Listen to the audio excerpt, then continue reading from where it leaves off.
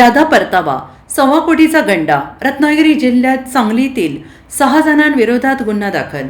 दरमहा 4% परतावा देण्याच्या आमिषाने सांगलीतील एकाला तब्बल 1,33,00,000 रुपयांचा गंडा घातल्याची घटना समोर आली आहे.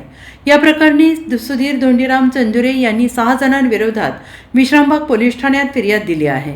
समीर सुभाष नार्वेकर, नेहा समीर नार्वेकर दोघे राहणार रत्नागिरी, किरण वसंत कुंडले, चेतन खोत, महेश झाडबुके आणि स्नेहा खोत चौघे राहणार सांगली अशी गुन्हा झालेल्या संशयितांची नावे आहेत. मुख्य संशय समीर नार्वेकर याने सांगलीतील साथीदारांच्या मदतीने TWJ असोसिएट प्रायव्हेट लिमिटेड नावाची कंपनी स्थापन केली. या कंपनीत गुंतवणूक केल्यास 4% परतावा देण्याचे आमिष दाखवण्यात आले. सुरुवातीला काही जणांना परतावा देण्यातही आला आणि त्यामुळे विश्वास बसल्याने सुधीर चंदुरे यांनी या कंपनीत 1,33,00,000 रुपयांची गुंतवणूक केली. मात्र जुलै 2021 पासून त्यांना कोणताही परतावा मिळालेला नाही, तसेच त्यांची मूळ रक्कमही परत दिली गेली नाही.